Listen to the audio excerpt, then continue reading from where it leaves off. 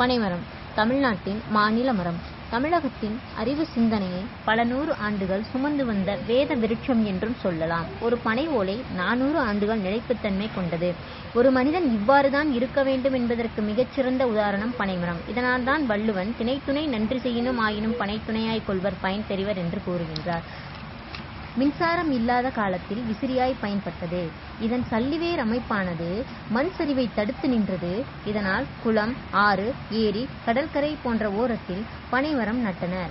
இதன் நுங்கு உடல் சூட்டை தணிக்கக்கூடியது. மனித உயிருக்கு தேவையான விட்டமின் மற்றும் தாதுக்களை கொடுக்கும். இதன் பதநீரில் இருந்து பனை வெல்லம் தயாரிக்கப்பட்டது. குழந்தைகள் விளையாட நுங்கு வண்டி, காற்றாடி, பொம்மைகள் போன்றவை செய்யப்பட்டன. பல்சார் உயிரினம் உயிர் காக்கப்பட்டு உயிர் வேலியாய் விளங்குவது இந்த பனைமரம் மட்டுமே. இப்படிப்பட்ட பனைமரத்தினை காப்போம். தமிழ்நாட்டின் சின்னத்தினை வளர்ப்போம். நன்றி.